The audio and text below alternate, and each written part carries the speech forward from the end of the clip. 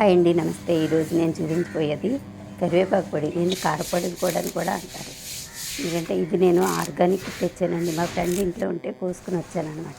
చూడండి ఎంత ఫ్రెష్గా ఉందో ఇది. దీన్ని శుభ్రంగా దూసేసుకుని కడిగి పెట్టేసుకున్నాను.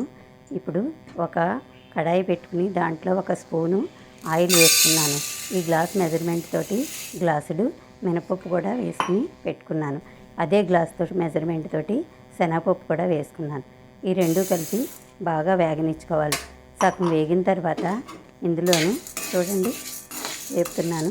బాగా వేగిన తర్వాత ఇందులో మీకు ఒక 4 స్పూన్లు జీలకర్ర కూడా వేసుకున్నాను అనమాట. ఇప్పుడు ఈ శనగపప్పు, మినపప్పు, జీలకర్ర ఒక గ్లాసులోకి సగం ధనియాలు కూడా తీసుకున్నాను. ఇవి కూడా మొత్తం అన్నీ బాగా వేసుకోవాలన్నమాట. బాగా వేగిన తర్వాత చూడండి ఈ కరివేపాకు పొడి బాలింతలకు కూడా పనికొస్తుంది. కాకపోతే పెద్ద ఆపరేషన్లు చేయించుకుంటున్నారు కాబట్టి శనగపప్పు వేయమంతే. మిగతా ప్రాసెస్ అంతా ఒకటే. ఇదే కరివేపాకు పొడి బాలింతలకు కూడా పెడితే చాలా మంచిదన్నమాట. ఇప్పుడు నేను ఒక 30 ఎండుమిరపకాయలు తీసుకున్నాను. వాటిని కూడా వేసుకున్నాను. నేను లెక్క కోసం అలా చెప్పాను, కానీ మనం సరిపడా తీసుకుంటే సరిపోతుంది. ఒక నిమ్మకాయ సైజు చింతపండు కూడా తీసుకున్నాను. ఇప్పుడు ఈ మినప్పప్పు, శనగపప్పు, ధనియాలు, జీలకర్ర, ఎండుమిరపకాయలు, ఒక టేబుల్ స్పూన్ ఇంగువ, నిమ్మకాయ సైజు చింతపండు ఇవన్నీ కలుపుకొని బాగా వేయించుకోవాలి. మంచి అరోమా వస్తుంది. మంచి తాజాగా ఉన్న కరివేపాకుని బాగా కడిగేసుకుని బాగా ఎండబెట్టుకున్నాను. ఇప్పుడు దీన్ని కూడా వేసేయండి.